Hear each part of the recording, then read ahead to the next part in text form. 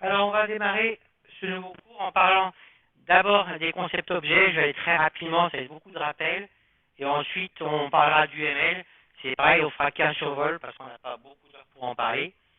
Euh, donc, en ce qui concerne les concepts objets, petit historique, comment est-ce qu'on est arrivé à cette notion de concept objet. Et puis ensuite, on parlera un petit peu de notion d'héritage et puis généricité, les entreclasses. Donc initialement, dans les premiers langages de programmation, on avait un ensemble de types limités, des types simples, d'accord.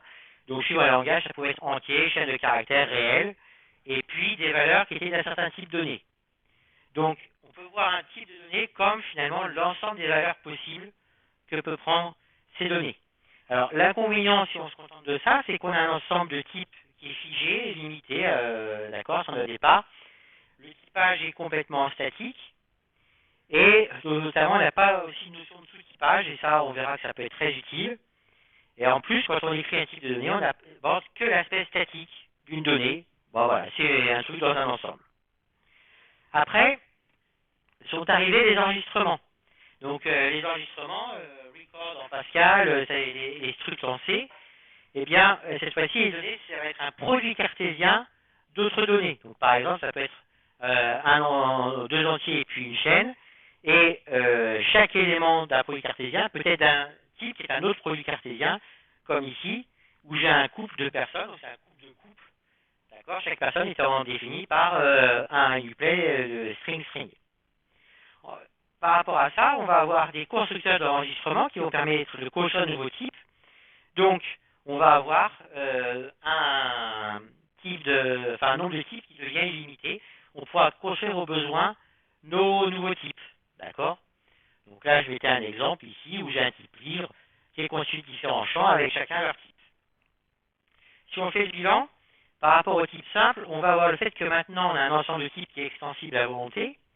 Donc on gagne un petit peu en expressivité. Par contre, on a un typage qui est toujours statique, on n'a toujours pas de notion de sous-type. Et donc petit à petit, on va arriver au concept de classe et d'objet. Donc quand on va parler de classe et d'objet, souvent on ne parlera plus de type, mais de classe. On ne parlera plus de données, mais d'objets, ou alors d'instances. On dira qu'un objet est instance d'une classe éventuellement. Et le terme champ qu'on utilisait pour les enregistrements, on aura différents termes. On pourra l'appeler champ, on pourra l'appeler attribut, ou on pourra aussi l'appeler variable d'instance. Quand on est dans les classes, eh bien, on retrouve le point de vue statique, comme on avait dans les enregistrements, spécifié par les champs. D'accord. Ça, c'est ici ce qui va exprimer l'état d'un objet à un instant donné. Mais on va aussi rajouter dans le type les changements d'état. Ça, c'est ce qu'on va appeler les méthodes, qui vont décrire comment mes objets changent d'état, comment ils passent d'un certain valeur à un autre ensemble. Alors, bon, les méthodes, ça peut aussi faire d'autres choses, hein, et éventuellement, les méthodes, je peux les préciser avec des préconditions et des post-conditions.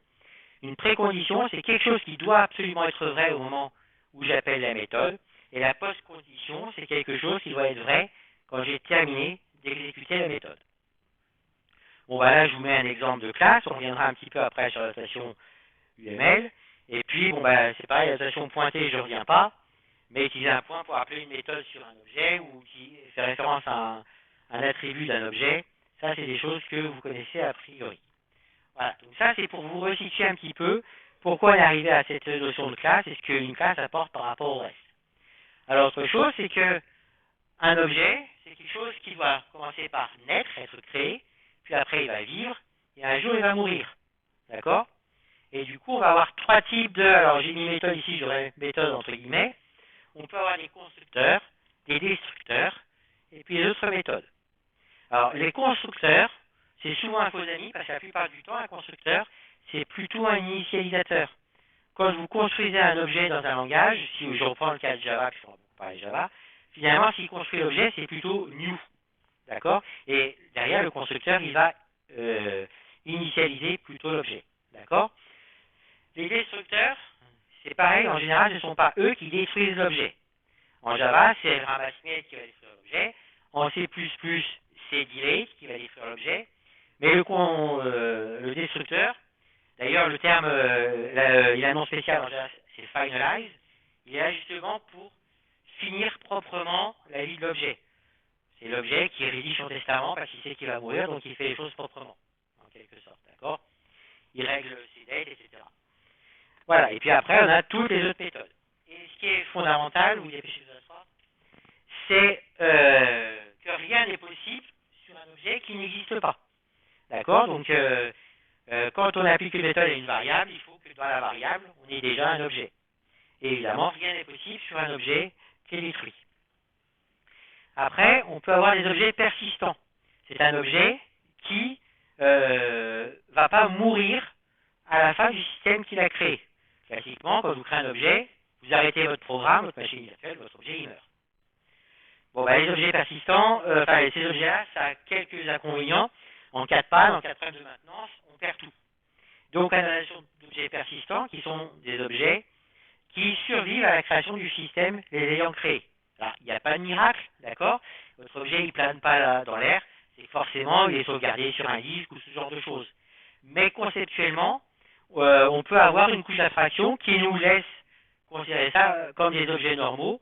Et après, la persistance, elle est gérée par une couche plus basse et on s'en occupe pas. D'accord? Variable et méthode de classe, donc c'est ce qu'en Java on définit avec le mot-clé statique. Ce sont pour les variables de classe, des variables qui ne sont pas des attributs des objets de la classe, mais vraiment des attributs de la classe. D'accord? Donc ça veut dire que il n'y a pas vraiment, elles ne sont pas attachées à une instance. Notamment, je peux utiliser ces variables-là, même si je n'ai pas d'instance de ma classe qui a été créée. Et la notation qui est autorisée, qui est dire une instance point le nom de classe, c'est une simplification d'écriture, mais c'est peu recommandé. Il vaut mieux faire le nom de la classe point le nom de la variable de classe pour qu'on comprenne bien que cette variable elle est rattachée à la classe. D'accord? Voilà. Et les méthodes de classe sont des méthodes, c'est pareil, qui ne vont pas s'appliquer à une instance. Donc on a deux grandes familles de méthodes de classe. On a les méthodes de classe qui consistent juste à accéder, manipuler les variables de classe. Du coup, une méthode qui manipule les variables de classe, ce sera une méthode de classe. Et puis on a des méthodes finalement type méthode de bibliothèque qui ne travaillent pas sur une donnée particulière. C'est par exemple tout ce qu'on a dans la classe java.lang.mat, d'accord, sinus, cosinus, etc. Elles ne s'appliquent pas à un objet, elles prennent des entiers, elles renvoient une valeur. Et donc du coup, ces méthodes un peu utilitaires, ce que j'appelle ici fonction de bibliothèque, eh bien, elles sont définies comme des méthodes de classe. Voilà. Là, l'héritage, donc ça c'est pareil, je reviens très vite, mais je refais quelques rappels, c'est des choses que vous connaissez. Quand on a des classes ici qui ont des structures à peu près équivalentes, avec aussi du coup des méthodes qui s'appliquent là-dessus qui sont à peu près équivalentes, donc là c'est tout ce que j'ai marqué en blanc, eh bien, on pourrait aimer de ne pas faire les choses deux fois. En informatique, on aime bien, si possible, ne pas faire les choses deux fois. Pourquoi? D'abord parce que moins on en fait, mieux on se porte. D'accord? Ensuite, parce que si on fait les choses deux fois, bah, ça fait de la redondance. Le programme il prend plus de place. Et surtout, le problème, c'est que qui dit redondance dit risque d'incohérence. C'est-à-dire que au début, j'avais dit que le nom ici, ça pouvait être n'importe quoi. Et puis un jour, je me dis, bah non, bah, un nom, ça commence minimum par une lettre. Et donc, je peux l'imposer d'un côté et oublier de l'imposer de l'autre. Et je vais avoir des choses qui ne vont pas être cohérentes. Et si je modifie un traitement d'un côté, je risque de modifier le traitement de l'autre. D'accord? Donc, factoriser du code, comme on le fait quelquefois déjà en introduisant une fonction, c'est quelque chose de fondamental. Et bien, l'héritage va faire ça en factorisant des structures. Donc là, ici, alors, il faudrait que je change mes couleurs, ça ne se voit plus très bien ici.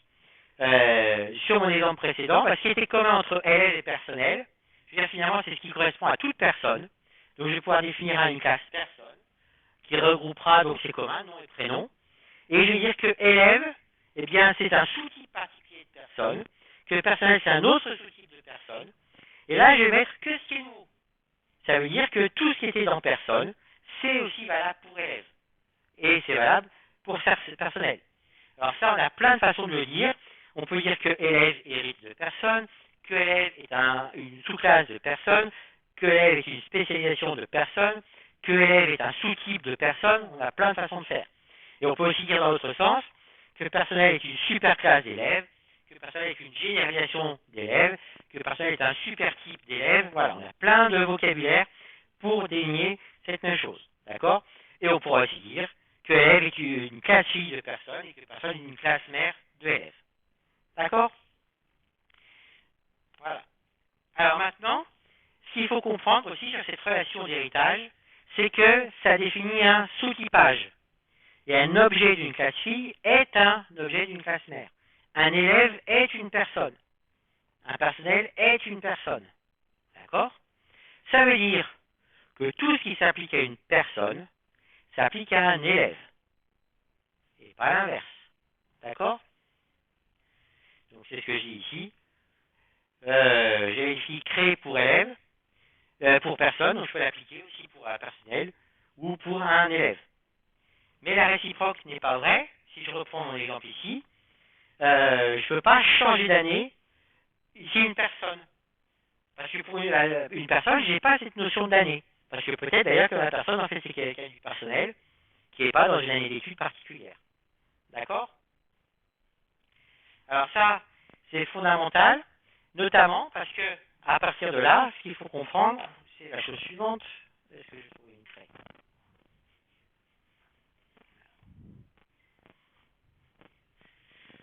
Donc,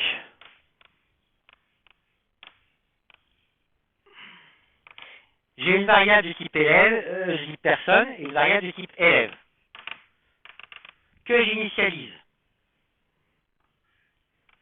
Comme P de type personne, sur P, ici, je peux appliquer tout ce qui s'applique à une personne. D'accord?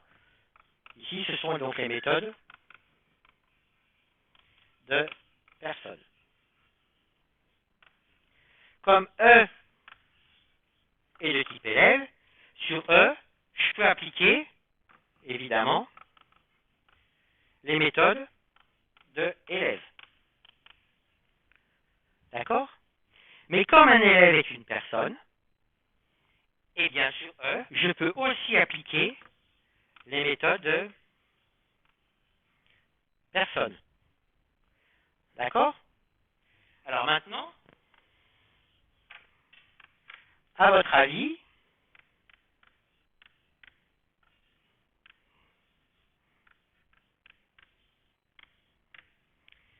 je vous propose deux choses. D'écrire P égale E, ou d'écrire E égale P. Donc, la variable P va maintenant référencer une donnée de type élève, ou la variable E de type élève va maintenant référencer une donnée de type personne. Sur ces deux écritures, est-ce que seule la première est possible? Est-ce que seule la deuxième est possible? Est-ce que les deux sont possibles? Est-ce qu'aucune n'est possible?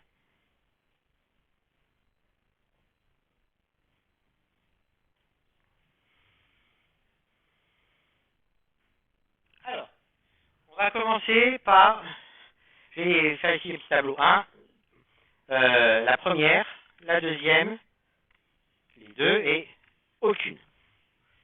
D'accord? Alors, qui vote pour la première seulement? Je précise, je ne tue pas les mauvaises réponses. Enfin, les élèves ayant fait de mauvaises réponses. Donc j'en ai 1, 2. Qui vote pour la deuxième seulement? 1, 2, 3. Qui vote pour les deux? 1, 2, 3, 4, 5, 6, 7. Qui vote pour aucune? Personne.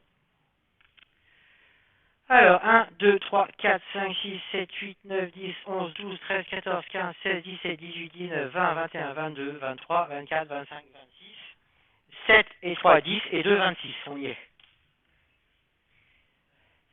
Donc, il y en a beaucoup qui ont peur de se prononcer. Alors, je répète une petite phrase que j'aime à dire souvent. On apprend plus en se trompant qu'en se taisant. Donc, n'hésitez pas à dire des choses éventuellement fausses, mis à part quand c'est un QCM, vous avez que la réponse fausse, on a des points négatifs, mais ça permet éventuellement qu'on comprenne vos erreurs et qu'on vous corrige. Et donc, en l'occurrence, imaginons que je puisse mettre dans E, ici, des objets de type personne. Ça veut dire que sur ces objets, je peux appliquer des méthodes d'élèves et des méthodes de personne. Or, on a bien dit que ce qui s'appliquait à un élève ne pouvait pas s'appliquer à une personne. D'accord? Donc ça, c'est pas possible. Là, si je pouvais faire ça, je pourrais mettre ici, dans un élève, je pourrais mettre un nom du personnel, enfin, je pourrais au moins mettre une personne, donc je pourrais changer d'année une personne qui n'est pas un élève. Ça n'a pas de sens. Donc ça, c'est pas possible. D'accord? Donc ça et ça, c'est pas bon. Par contre, dans une variable personne, je peux mettre sans problème un élève. Là, je pourrais faire toutes les méthodes de personne, et les méthodes de personne, je peux les appliquer à un élève. Ça pose absolument aucun problème. D'accord? Donc une allusion que je prends souvent, c'est la suivante. Vous avez un garage pour véhicule et vous avez un garage pour trottinette. Est-ce que vous pouvez mettre une trottinette dans un garage pour véhicule? Oui. Est-ce que vous pouvez mettre un véhicule dans un garage pour trottinette? Il se trouve que moi, mon véhicule quotidien, c'est un Boeing 747. Oui, c'est pour ça que dans un garage pour véhicule, je peux mettre une trottinette. Non? Ah bah oui, mais ça veut dire que tu sais que c'est une trottinette. Tu peux pas mettre n'importe quel véhicule. Donc ça, par exemple, en Java, tu pourrais mettre en faisant ici un cast, un transtypage, qui veut dire je sais que P c'est bien un élève, donc je peux le remettre dans une variable type élève. Mais en fait, ça contient déjà un élève. Dans ton garage pour trottinette, tu peux mettre un véhicule que tu sais être une trottinette. D'accord? Tu peux pas mettre n'importe quel véhicule. D'accord? Et ça, vous avez un exemple tout simple que vous utilisez depuis 3 ans sans le savoir.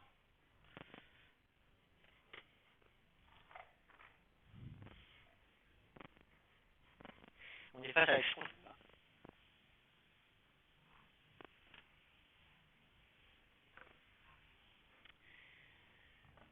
Quand vous faites un système.out.println de P ou un système.out.println de E, avec P qui est du type personne, E qui est du type élève. Est-ce que vous croyez que dans la classe de out, ici, printstream en Java, vous avez système.println qui est défini pour personne et qui est défini pour élève? Non. Parce que les concepteurs Java, ils ne savaient pas que vous allez écrire une classe personne et une classe élève. En fait, println, elle prend un object O. Et ça veut dire que quand vous faites ça, vous stockez bien un P dans une variable type object, une personne dans une variable type object. Quand vous faites ça, vous stockez bien une donnée type élève dans une variable type object. Donc vous avez bien mis une variable d'un sous-type, enfin une donnée d'un sous-type dans une variable d'un super-type. Comme tout à l'heure, dans personne, je pouvais mettre élève. D'accord? Voilà. Après, la liaison dynamique.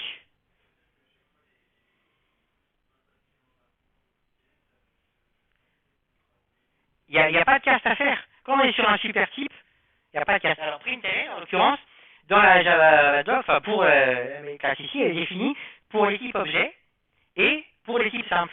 Parce que je rappelle, les types simples, c'est totalement différent en Java. Donc il y a un println pour int, pour boolean, pour double, pour char, etc. Et il y a un println pour les objets. D'accord? Donc maintenant, imaginons la chose suivante. J'ai défini ici un type quadrilatère. Et j'ai un sous-type de quadrilatère qui est losange. Dans quadrilatère, j'ai défini une méthode périmètre, qui dit que pour calculer le périmètre d'un quadrilatère, je fais la somme des 4 côtés. Pour losange, je me suis dit, losange, j'ai 4 côtés qui sont égaux, je peux faire peut-être plus simple que 3 sommes, je peux faire un produit, en multipliant par 4. D'ailleurs, au passage, en plus, si c'est des entiers, je peux faire encore plus simple, je peux faire un décalage de 2 bits. C'est super plus rapide. C'est lisible, mais c'est bien plus rapide. Bon, admettons que j'ai fait ça. Maintenant, j'ai une variable Q ici, qui contient un quadrilatère. Directement du quadrilatère. j'ai une variable L, ici, qui contient un losange. D'accord? Quand je fais Q.périmètre, la méthode qui est appelée, de toute façon, je suis sur une variable donnée qui est là, c'est celle-là. D'accord? Quand je fais L.périmètre, ici, on a dit que tout ce qui existait pour quadrilatère, ça existait pour un sous-type, donc par exemple pour le losange. Donc ma méthode périmètre de quadrilatère, a priori, elle devrait exister là. Sauf que là, j'ai défini une méthode périmètre qui a exactement le même profil. Eh bien, ça veut dire que pour la classe losange, cette méthode périmètre va remplacer celle-là. On dit que c'est une redéfinition. D'accord? Redéfinition, c'est le fait d'avoir dans une sous-classe une méthode de même nom que j'avais dans une superclasse, mais avec un nouveau corps. Ça veut dire que là, quand j'ai fait L.périmètre, c'est cette méthode-là que j'appelle. C'est bien, ici, 4 fois L1. D'accord? Maintenant, je vais la Q2 qui est le type périmètre. Je vais la faire référencer la donnée qui était contenue dans L. Enfin, qui était référencée par L. D'accord? Q2, hein, c'est pas Q au carré. Et maintenant, je fais Q2 point périmètre. Donc Q, c'est une variable type quadrilatère qui finalement référence un losange. Quand je fais Q2 point périmètre, quelle méthode est appelée? Celle-là ou celle-là? Celle de quadrilatère ou celle de périmètre? Alors on va faire le principe du vote. Qui vote pour celle de quadrilatère? Personne. Qui vote pour celle de périmètre? 1. Donc 1, 2, 3, 4, 5, 6. Donc là je fais Q2 égale L. Donc je stocke dans Q2 à losange. Et sur Q2 j'appelle la méthode périmètre. Et je demande si la méthode périmètre qui va être appelée, c'est celle qui est définie dans la classe losange ou celle qui est définie dans la classe quadrilatère. Alors c'est effectivement celle qui est définie dans losange. D'accord? 4 fois 1. Ça, c'est ce qu'on appelle la liaison dynamique, ce processus-là. Pourquoi liaison dynamique? Parce que, concrètement, le fait que je puisse appeler une méthode, le fait que je puisse faire Q2.périmètre, ça, c'est vérifié statiquement, à la compilation. D'accord? Je regarde le type de Q, et je regarde si sur Q ou un supertype de Q, j'ai notre périmètre. Par contre, le fait de savoir quelle méthode j'appelle, ça ne peut être fait qu'à l'exécution. Parce qu'il n'y a qu'à l'exécution que je saurai réellement ce que contient Q. D'accord? Il n'y a aucun algorithme qu'on puisse écrire qui puisse déterminer à coup sûr ce que contient Q. Et donc, la méthode que je vais réellement appeler, ça, c'est déterminé à l'exécution, donc dynamiquement. Et donc, dynamiquement, à l'exécution, je regarde ce que contient Q. Si c'est un quadrilatère direct, j'appelle celle-là. Si c'est un parallélogramme, comme je n'ai pas dans parallélogramme, j'appelle celle de quadrilatère. Mais si c'est un losange que j'ai dans Q, alors j'appelle bien la méthode périmètre de losange. D'accord? Alors attention, ce principe de la liaison dynamique, on l'a en Java, on l'a dans la plupart des langages objets, mais là, vous êtes en train de découvrir C++. En C++, par défaut, on n'a pas la liaison dynamique. En C++, si je faisais ça, eh bien, Q2.périmètre m'exécuterait cette méthode périmètre. Pour mettre en place la liaison dynamique en C++, il faut le faire explicitement en mettant dans la superclasse le mot-clé virtual devant la définition de la méthode. D'accord? Et, petit historique, on avait la même chose dans Simula, qui est le père de tous les langages objets. Oui?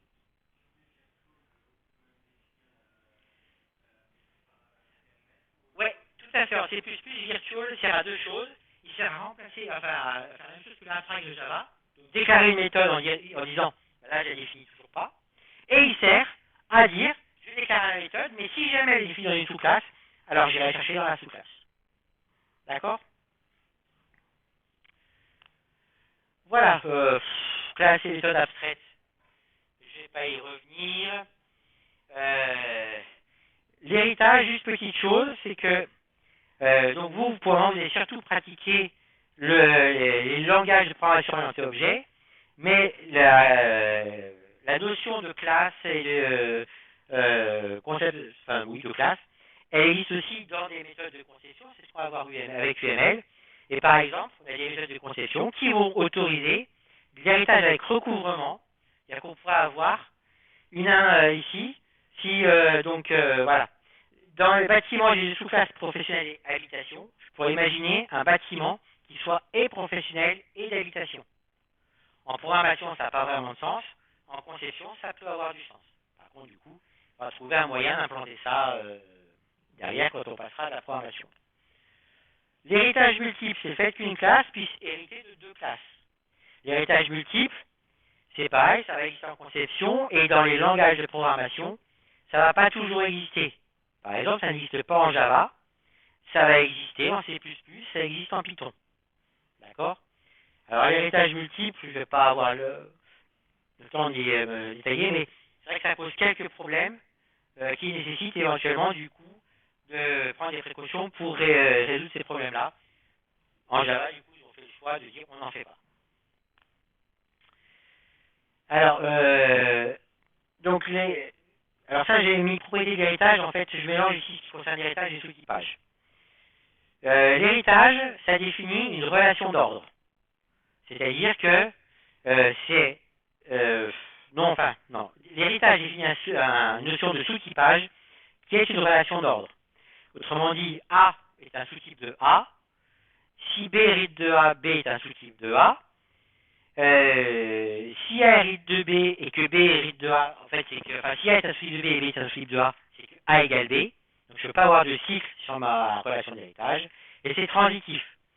Si C hérite de B et que B hérite de A, c'est que C hérite de A. D'accord? Et dans le cas d'un langage comme Java, on a un surtype à tous les types, c'est le type object. Donc, ça définit vraiment un arbre, la relation d'héritage. C'est pas pour autant que c'est une relation d'ordre total. D'accord? Je ne peux pas toujours dire que C est une sous-classe de B ou B est une sous-classe de A ou C. Voilà. On a aussi donc la méthode de classe terminale, méthode terminale. Donc une classe terminale, une classe qu'on ne peut pas, dont on ne peut pas hériter, une terminale, une méthode qui ne peut pas être redéfinie. Les liens entre classes, oui, bah ça je vais passer, on verra ça directement en UML, ça je passe aussi. Alors, ce qu'il faut aussi retenir, voilà, c'est que les méthodes, elles vont permettre éventuellement de factoriser du code, comme les fonctions. Elles vont permettre d'avoir un typage plus fort, parce que je vais dire, finalement, ce que je peux faire sur un objet, ça va être que par les méthodes que je vais définir. Et puis, ce qui est important aussi, c'est que ça peut permettre de contrôler les changements d'état qui sont faits sur un objet. Pour une personne, si pour modifier son âge, je dois passer par une méthode, je peux contrôler que le nouvel âge que je mets, il n'est pas négatif, par exemple. Ce que je ne pourrais pas faire si je n'avais pas cette notion de méthode. Autre chose aussi, c'est que ça permet de contrôler ce qui est accessible à un objet. Si je décide que l'âge d'une personne, ça ne doit pas être visible aux autres classes, je peux empêcher que ça le soit. Tout ça, c'est ce qu'on va appeler l'encapsulation. C'est vraiment un concept clé de tout ce qui est programmation orientée objet. L'encapsulation, ça veut dire quoi? C'est-à-dire qu'a priori, les attributs d'une classe sont non visibles de l'extérieur. Et je dois uniquement passer par des méthodes pour y accéder. L'encapsulation, ça a essentiellement trois rôles. Le premier rôle, c'est que je sais que tout ce qui concerne les objets d'une classe que je peux faire dessus, c'est dans la classe. Ça localise les choses. Le deuxième, je dis, c'est contrôler les changements d'état et les accès. D'accord? Et éviter qu'on puisse faire n'importe quoi, genre, je disais, mettre un âge négatif. Et le troisième rôle des méthodes, enfin de l'encapsulation, donc dire que je rends pas visible la structure interne de ma classe, c'est que du coup, je peux modifier du jour au lendemain la structure interne de ma classe, tant que je garde le même nom de classe et même des méthodes de même nom qui font ce que j'ai dans cette méthode, tout autre code qui utilisait ma classe continuera de fonctionner. D'accord? Donc c'est vraiment un principe clé. Donc pour mettre en place l'encapsulation, on a des notions de droit sur les attributs qui existent. Et donc, en Java, on a 4 droits possibles sur un attribut et sur une méthode. On a les mêmes droits. Public, protégé, droit de pactage et privé. Donc, public, c'est avec le mot-clé public. Protégé, c'est avec le mot-clé protected. Privé, c'est avec le mot-clé private. Et le droit de pactage, c'est avec rien du tout. Si on met rien devant un attribut, c'est qu'il y a le droit de pactage. Concrètement, un attribut qui est public, j'y ai accès dans toutes les classes. S'il est privé, je n'y ai accès que dans la classe qu'il a déclarée. S'il est protégé, j'y ai accès dans la classe, dans le pactage et dans les classes filles. Mais pas dans les classes qui ne sont pas des classes filles et qui sont hors pactage. Et si j'ai le droit de pactage, j'y ai accès dans la classe, dans le pactage, pas dans les classes filles, qui ne seraient pas dans le pactage, et pas dans les autres classes. D'accord? Alors attention, parce que ce fameux droit de pactage, si, quand on développe en Java, on ne crée pas des pactages, on ne met pas nos classes dans des pactages, comme toutes les classes sont par défaut, sinon dans le pactage par défaut, elles sont dans le même pactage. Donc avec le droit pactage, on a l'impression que c'est un droit public. Alors que ce n'est pas le cas. D'accord? Quand vous créez plusieurs classes comme ça sans mettre de pactage, en fait elles sont toutes dans le même pactage. Donc j'y ai accès aux attributs. Attention, ça c'est l'accès, c'est pas l'existence. Hein. Donc si je reprends l'exemple tout à l'heure de ma personne qui avait un attribut nom qui est privé, c'est pas parce que dans la classe élève qui a 2 personnes, j'y ai pas accès, que pour autant un élève n'a pas un nom. D'accord? C'est juste que je n'y ai pas accès directement à la classe. Alors, en Java, les droits ils sont figés. En C++, on va pouvoir, lors de l'héritage, éventuellement renforcer les droits. Puisqu'en C++, quand une classe est héritée d'une autre, on va dire si elle hérite de façon publique, de façon protégée ou de façon privée. Oui, parce qu'en C++, on n'a pas le droit de pactage. Et donc, la façon dont on hérite d'une classe, grosso modo, ça vous fait un max sur la contrainte la plus forte. Donc, quand vous héritez de façon publique, ça ne change rien. Quand vous héritez de façon protégée, ça veut dire que si t'es public devient protégé, et si t'es protégé reste protégé, si t'es privé reste privé. Quand vous héritez de façon privée, alors tout devient privé. D'accord? Voilà, mais ça vous verrez ça en C++. Mais il faut savoir que ce sont des choses qu'on trouve. Donc l'encapsulation, du coup, je vous en ai parlé.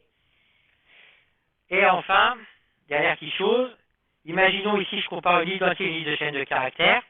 On s'aperçoit que finalement, j'ai quand même des comportements globalement communs. Mais où il y a des petites choses qui dépendent du type. Une liste d'entiers, c'est pas une liste de chaînes de caractères. Une liste de chaînes de caractères, c'est pas une liste d'entiers. Mais finalement, donner la longueur de la liste, ça c'est de la même façon que soit ma liste. Enlever le premier élément, ça c'est de la même façon. D'accord? Par contre, ajouter un élément sur une liste d'entiers, il faut que ça ne prenne qu'un entier. Ajouter un élément sur une chaîne de caractères, ça ne prendra que des chaînes de caractères. Et puis trier, là il faudra que j'ai une méthode pour comparer les entiers, alors que là il faudra que j'ai une méthode pour comparer les chaînes de caractères. Donc on voit que ces deux structures de données, elles sont similaires, mais paramétrées par un type. Et donc ça, c'est ce qu'on va appeler la généricité. Donc la généricité, ça va être la chose suivante, je vais pouvoir dire que ma liste elle est paramétrée par un nouveau type. Et du coup, ça devient une variable de type, et ajouter un élément, ça prendra plus un entier, ça ne va pas prendre un entier, ou une chaîne de caractères, ça prendra un élément, ou élément, c'est la variable de type que j'ai mis là. D'accord? Alors ensuite, cette généricité, on peut éventuellement la contraindre en disant que là, je peux pas mettre n'importe quoi. Donc ici, par exemple, je pourrais dire que le type que je mets là, c'est un type qui doit implanter la notion d'ordre. Et cette notion d'ordre, elle sera souvent définie par ce qu'on va appeler une interface. Donc une interface est un ensemble nommé de profils de méthodes, et une classe pourrait être déclarée comme implantant une interface. À ce moment-là, ça veut dire qu'il faut qu'elle donne un corps à toutes ces méthodes de l'interface. D'accord? Et la notion d'implanter une interface définit aussi un sous-type. C'est-à-dire que si, comme là, élément implante l'interface ordre, C'est-à-dire que je peux considérer que l'élément, c'est finalement un sous-type de ordre. D'accord? Et après, sur l'interface, on ne va pas la trouver dans tous les langages, on l'a par exemple en Java, et on peut même définir après l'héritage entre interfaces. En Java, on a même droit à l'héritage du type entre interfaces, etc. Mais ça dépend un petit peu des langages. Voilà, ça c'était pour un rappel très rapide sur les concepts objets. Alors maintenant, donc, on va passer à UML. Pas de questions sur la partie concept objet? Alors, c'est pas ça que je voulais faire en fait, c'était... Voilà. Donc, on va parler du UML version 2.0. Et là-dessus, on parlera des cas d'utilisation, des diagrammes de classe et peut-être des diagrammes d'état. Je vais sauter les scénarios. Éventuellement, on pourrait regarder sur la page de cours, j'ai des transparences donc, sur les scénarios, j'en ai sur les diagrammes d'activité aussi. Mais on se contentera de l'essentiel. Donc UML, déjà, ça veut dire Unified Modeling Language. Comme son nom l'indique, ça veut dire que c'est un langage de modélisation unifié. Donc c'est un langage qui sert à l'analyse et à la conception orientée objet. L'analyse, c'est ce qu'on appelle aussi le recensement des besoins. On fait le bilan des besoins, on fait un logiciel, et on définit un peu chaque besoin, entre autres. Et ensuite, la conception, ça va consister à donner une architecture abstraite si on parle de conception préliminaire, plus concrète si on parle de conception détaillée, donc une architecture de notre logiciel. Alors en anglais, analyse, c'est requirement engineering, ingénierie des besoins, et conception, c'est design. D'accord? UML, ça date de 96. Avant UML, pour faire la conception, il existait différentes méthodes. Donc, il y avait Meurice, par exemple, qui est une méthode qui n'est pas objet, dont vous entendez parler éventuellement en base de données, qui a popularisé les diagrammes entité-association. Mais bon, Meurice reste assez quand même franco-français. Mais ce n'est pas du tout objet. Et puis ensuite, vous avez trois autres méthodes qui ont essayé de faire cette fois-ci des approches de conception objet et qui ont été développées à peu près concurremment. Vous avez OMT, donc qui veut dire Object Modeling Technique, qui a été plutôt utilisé en Europe.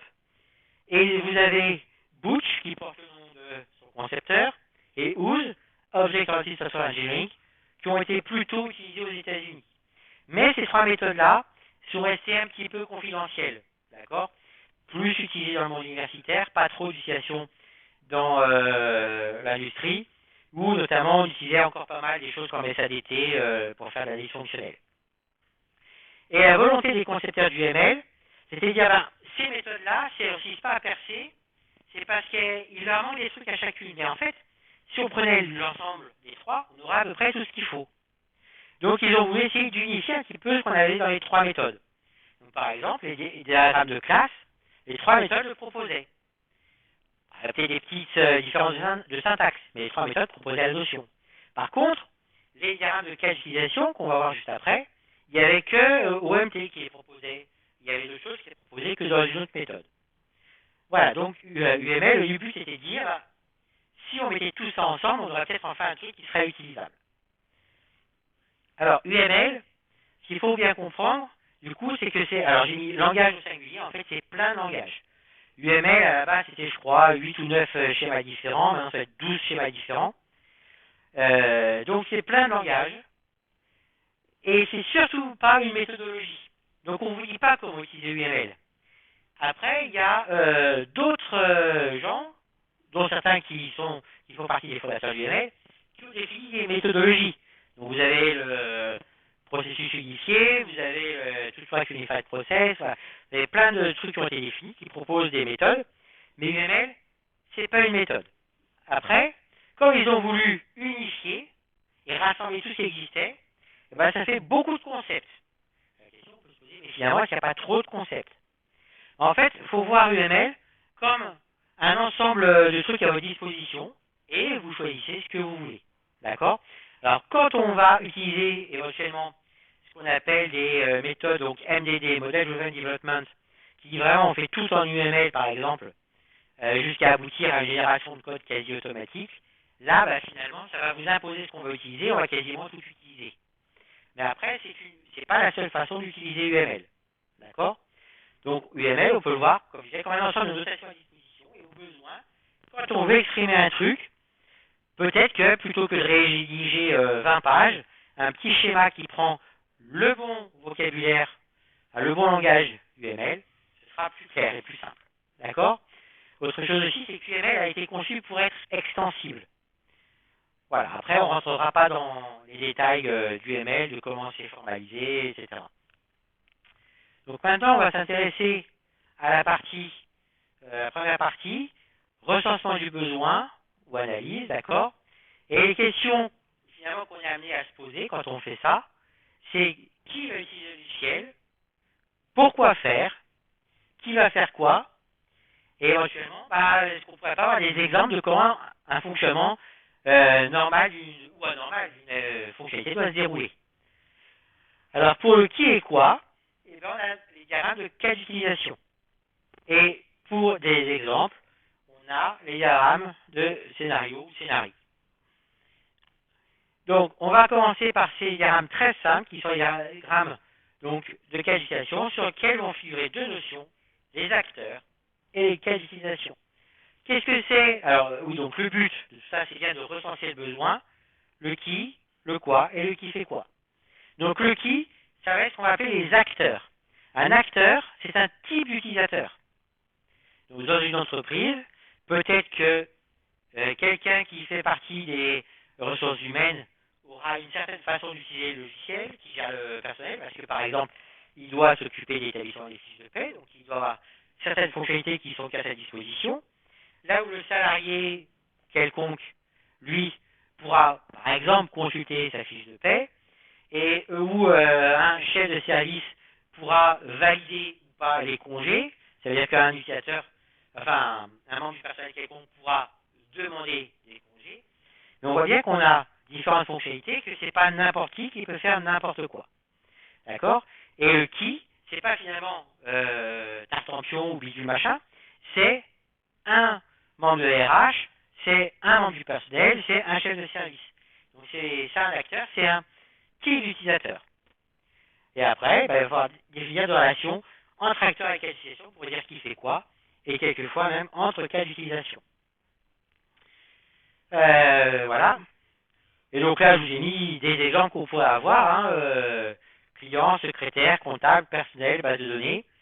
Alors la secrétaire, parce que peut-être qu'il n'y a que elle qui peut valider certains documents. Voilà. Après, si la secrétaire, elle s'appelle Marie ou s'il s'appelle Pierre, c'est pas un problème, on s'en fiche. D'accord? C'est la personne qui joue le rôle de secrétaire. Et vous voyez que la base de données, j'ai mis comme un acteur. Tout logiciel avec lequel communique notre logiciel, du point de vue du logiciel qu'on va développer, va être considéré comme un acteur. D'accord? C'est que l'extérieur logiciel, c'est un acteur. Voilà. Et après, une même personne pourra de temps en temps agir comme un acteur ou comme un autre. Comme je disais ici, une secrétaire d'un magasin peut aussi être cliente. Donc des fois, elle agira comme secrétaire, des fois comme cliente. D'accord? Ensuite, les cas d'utilisation, ou use cases en anglais, eux, eh bien, on va les noter comme ça. Donc oui, donc j'oubliais, le schéma prévu pour les acteurs, c'est un dessin que même moi je sais faire. D'accord? Ils ont regardé jusqu'où j'allais en dessin et ils ont dit on s'arrête là. Voilà. Pour les cas d'utilisation, tout simplement, c'est une ellipse dans laquelle on va mettre un cas d'utilisation. Donc qu'est-ce que c'est? Un cas d'utilisation, c'est un ensemble de possibilités d'utilisation relativement proches. Alors ça reste très général. Vous voyez, là j'ai passé une commande, je ne vais pas détailler. Puis peut-être que je pourrais mettre à un moment gérer tel truc pour dire en fait, bon, derrière ça peut permettre de faire plusieurs choses, de gérer. Je ne suis pas obligé forcément d'aller dans un détail très très précis à ce niveau-là. Donc j'ai fini déjà mes cas d'utilisation. Et ensuite, je vais établir des liens entre un acteur et un cas d'utilisation pour dire qui peut faire quoi. Alors attention, il faut considérer UML comme un langage formel, même si c'est graphique. Un lien entre un acteur et un cas d'utilisation, c'est un trait, il n'y a pas de flèche. Donc là, un client peut passer une commande, un comptable peut établir une fiche de paie ou consulter une fiche de paie, et un membre du personnel peut consulter une fiche de paie. D'accord?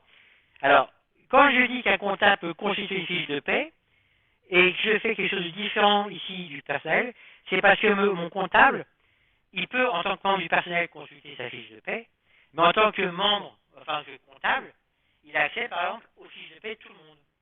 Oui? Vas-y.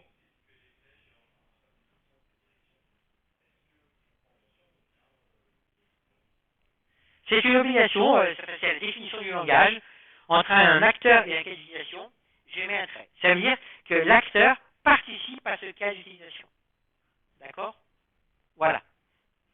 Après, si on exprimer exactement comment ça se passe, et si c'est le client qui envoie des informations ou le système qui donne des informations, ça, on verra ça sur les diagrammes de séquence, par exemple.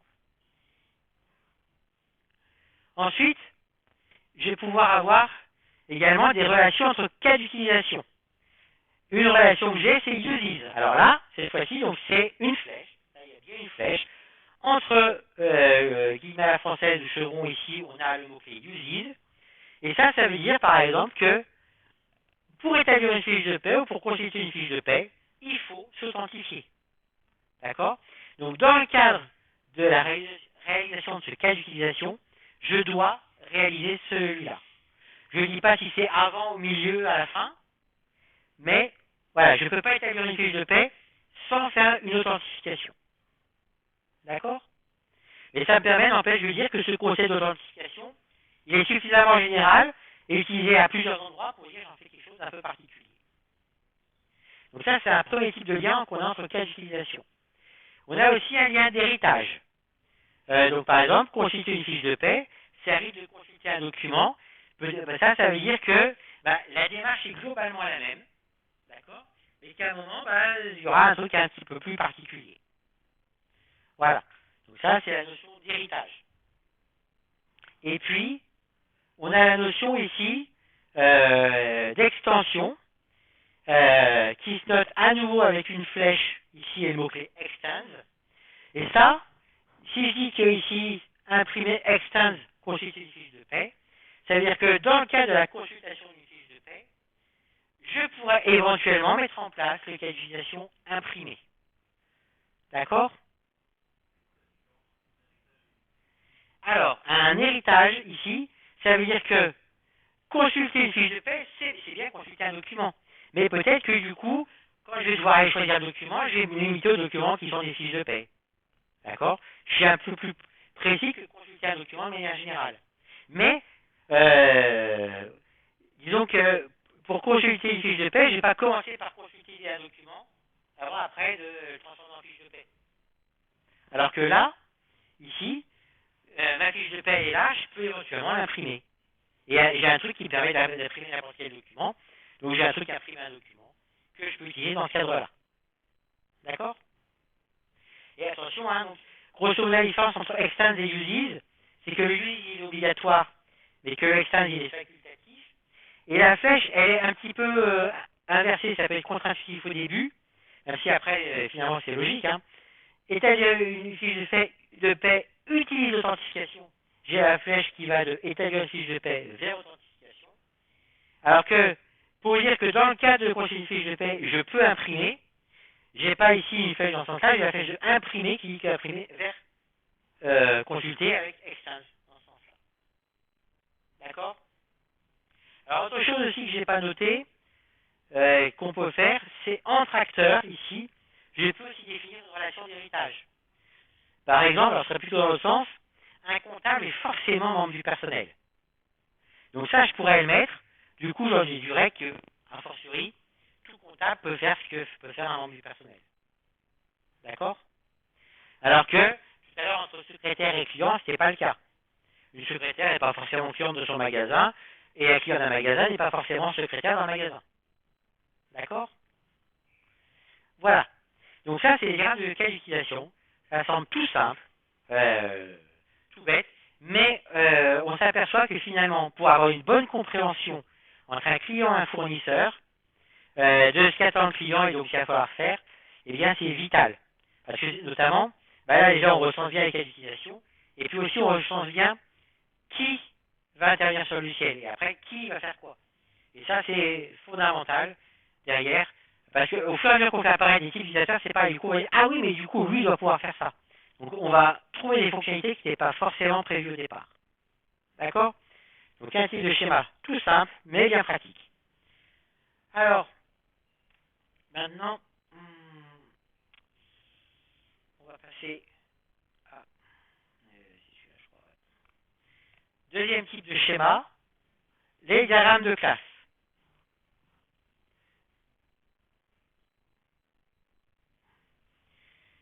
Donc, sur un diagramme de classe, on va représenter des classes et les liens entre classes. Les classes, le format de base est le suivant. On a au moins 3 parties. Le titre, le nom de la classe, ensuite les attributs, et enfin les méthodes. On pourra même trouver en dessous les propriétés de la classe. Les attributs. La notation UML standard, c'est la suivante. C'est d'abord le droit qui s'applique à l'attribut, puis le nom de l'attribut, 2 points son type, et éventuellement, égale une valeur par défaut. D'accord? Donc le type il est optionnel, mais forcément recommandé. Alors après, optionnel, ça peut être tout simplement, on ne sait pas encore, donc pour le moment, mais rien. Et ça permet de faire le schéma même si on ne sait pas. D'accord? Il sera toujours temps de repréciser le schéma après. Et les droits, donc au départ, quand UML a été conçu, c'était en 96 que UML est sorti en même temps que Java. Donc le passé, de quoi se sont inspirés les concepteurs du UML, c'était C++. Donc on avait 3 droits, public, protégé, privé. Donc public plus, protégé, dièse, privé, moins. Avec le succès de Java, et bien, quand ils sont passés à UML version 2, ils ont rajouté le droit de partage avec un tilde. D'accord? Pour les méthodes, eh bien, la syntaxe, c'est le droit, donc à nouveau plus, moins, dièse, tilde, le nom de la méthode, entre parenthèses la liste des paramètres, et 2 points type de retour, si c'est une méthode qui renvoie quelque chose. Et la liste des paramètres, c'était comme pour les attributs, c'est nom de point type, et éventuellement égale valeur par défaut, si on a apprécié de définir des valeurs par défaut pour les attributs. Alors, ça, c'est la notation standard UML. On verra en TP qu'on veut utiliser un logiciel pour faire nos schémas, et que ce logiciel nous permet éventuellement de ne pas utiliser une notation à la UML, mais une notation à la Java. Et du coup, les attributs et les paramètres, on peut, si on choisit, les écrire sur la forme type espace nom, au lieu de nom de point type. D'accord? Mais je trouve que c'est pas mal de s'habituer à la notation UML, ça permet de se rappeler que UML et Java, c'est pas la même chose, et que UML, ça peut s'appliquer pour d'autres choses que pour faire du Java derrière. Alors là, je vous ai mis un exemple de classe, avec plein d'attributs, et vous remarquerez, par défaut, l'encapsulation, les attributs sont privés. Après, il y a toujours des cas où on pourra mettre des attributs protégés, si on veut faciliter l'accès un peu dans les sous-classes, ou un droit de pactage si, entre les classes du même pactage qu'on définit nous, on n'a pas envie de s'embêter avec les accesseurs, et qu'on sait que de toute façon, il n'y a pas de contrôle sur les valeurs à mettre, et qu'on veut pouvoir gagner un petit peu en simplifiant le code, ou éventuellement aussi, si on est à l'intérieur d'un même module, ou à partir de Java 9 quand on a les modules. Ou même on peut se déclarer en public dans le module. Voilà. Et après, les méthodes, si ce sont des méthodes à portée générale, si ça part tout le monde, les sera en public. Si ce sont des méthodes qui sont juste des méthodes utilisées de manière interne par d'autres méthodes, on les mettra plutôt en privé. En UML, quand on définit une classe, alors déjà, on n'est pas obligé de tout mettre sur un diagramme de classe. Parce que quand on aura plein de classes avec plein de liens entre les classes, ça va faire un diagramme gigantesque. Donc déjà, on peut quelquefois mettre juste les noms des classes sur un schéma pour définir les liens entre les classes, et on mettra le détail des classes après. Et la notation ici, avec un rectangle, si on met rien à définir des classes, mais je vous ai dit que UML était extensible, et donc notamment, on peut spécifier un prototype, un stéréotype, pardon, qui permet de modifier la sémantique. Et donc, par exemple, pour définir un processus, j'ai le stéréotype process. Du coup, je mets pareil entre guillemets à la française ici process au-dessus du nom, et ça veut dire que ça c'est un processus. Les interfaces, elles sont définies grâce au stéréotype interface. D'accord? On peut définir aussi la multiplicité d'une classe, c'est-à-dire combien au maximum d'instances d'une classe je peux avoir. Pour ça, je vais mettre un petit n ici. Et donc, ça on l'utilise surtout pour des classes singletons, des classes dont on veut qu'il n'existe qu'une seule instance. À ce moment-là, je mettrai un petit 1 ici. D'accord? Alors ça, c'est une notation qui est nouvelle à UML2. Avant, comme ça n'existait pas, et bien souvent on définissait un stéréotype singleton pour dire que c'était une classe, on pouvait créer une seule instance. Donc il se peut vous trouver encore cette notation-là pour dire que c'est une classe dont j'ai qu'une seule instance. Après, une classe peut être paramétrée. Donc là, on retrouve la notion de généricité dont j'ai parlé tout à l'heure. Sauf qu'en Java, une classe générique, elle est paramétrée juste par un type, enfin par un ou plusieurs types. En UML, une classe elle peut être paramétrée par des types, mais éventuellement aussi par des valeurs. Donc là, si je mets ma classe titre ici paramétrée par P1,P2 pour entier, comme c'est mis là, ça veut dire que P1 c'est un type, et donc je pourrais définir que champ 1 il est type P1, mais que P2 est une valeur de type entier. D'accord? Et quand je créerai une instance de cette classe, il faudra que je dise, par exemple, c'est l'instance de titre de string, 4. D'accord? Voilà, vous pouvez faire les courbes, voilà. D'accord? Après, l'héritage en UML se note avec un triangle vide comme ça, qu'on peut mettre sur la flèche où on veut. Il y en a qui le collent à la classe du dessus, il y en a qui le mettent au milieu, on peut le coller à la classe du dessous. La place du triangle n'a pas d'importance. Ça veut dire que titre 2 hérite de titre 1. D'accord? Quand j'ai plusieurs classes qui héritent d'une même classe, je peux choisir de mettre ça avec deux flèches totalement indépendantes, ou ici, et comme ça, avec deux flèches qui auraient un début commun. D'accord? Les deux représentations sont valides. Dans les deux cas, je suis en train de dire que le titre 2 hérite de titre 3. Par défaut, l'héritage sera sans recouvrement, héritage classique. Si on veut le préciser clairement, on peut mettre un petit trait en pointillé ici, avec le mot-clé disjoint. Entre disjoint et recouvrement, ça, je redis ce que j'ai dit tout à l'heure, c'est qu'ici, un titre 1 pourrait être et titre 2 et titre 3 à la fois. D'accord? Ce qui, une fois de plus, en Java n'a pas de sens. Mais en conception, on peut très bien le considérer, c'est ce que je disais tout à l'heure sur les bâtiments. On peut très bien considérer qu'un bâtiment peut être à la fois professionnel et d'habitation. D'accord? Et donc à ce moment-là, je mets un trait en pointillé qui recouvre ici toutes mes liens d'héritage et je mets le mot recouvrement. Éventuellement aussi, on peut préciser quand l'héritage est complet ou incomplet. Complet ici, ça veut dire que tous mes A vont être des B ou des C. Ou en tout cas, je connais toutes les sous-classes de A. Si je mets incomplet, c'est-à-dire j'ai peut-être des sous-classes, d'autres sous-classes de A que je ne connais pas. Ensuite, on a la notion d'association entre classes. Donc, ici, une association entre classes veut dire que j'ai un lien entre les instances d'une classe et les instances d'une sous-classe.